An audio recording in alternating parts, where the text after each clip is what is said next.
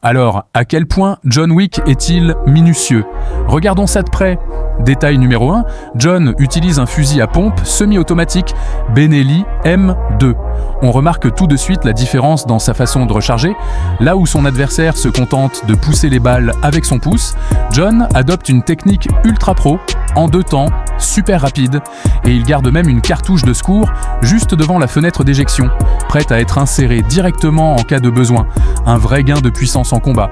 Détail numéro 2. John applique la fameuse technique de tir Mozambique.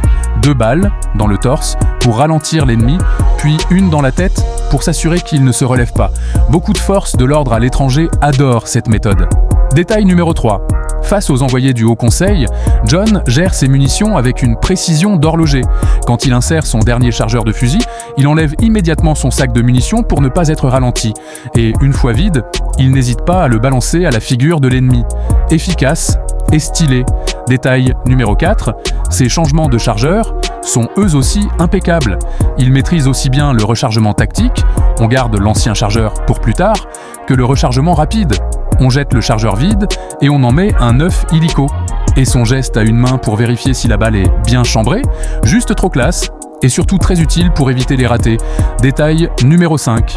Même sa façon de porter sa montre est celle des pros. Cadran tourné vers l'intérieur du poignet pour éviter les reflets qui pourraient le trahir et pour consulter l'heure facilement, tout en tenant son arme. Détail numéro 6.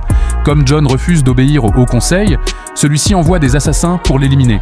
Pour se défendre, il choisit naturellement une arme qu'il connaît bien, le Glock 34, déjà conseillé par le barman dans John Wick 2. Mais comme l'armure des adversaires a été améliorée, on lui propose une arme encore plus puissante, le modèle 2011, avec des munitions spéciales de 9 mm.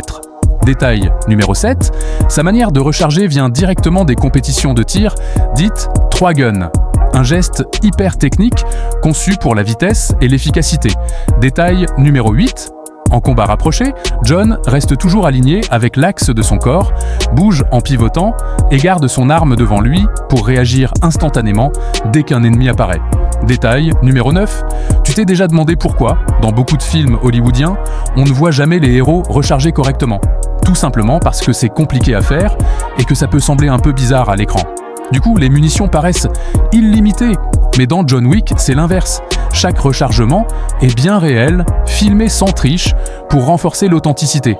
D'ailleurs, avant chaque tournage, des champions du monde viennent entraîner Keanu Reeves, pour que tout soit parfait et sans accroc. Détail numéro 10, parlons munitions. Un fusil de chasse peut tirer 3 types principaux de balles, les cartouches à plomb fin, birdshot, les balles à gros plomb, buckshot, et les balles uniques, slug. Dans le film, John reçoit des cartouches de calibre 12, des buckshots perforants, parfaits pour la chasse au gros gibier ou pour se débarrasser de gros ennemis.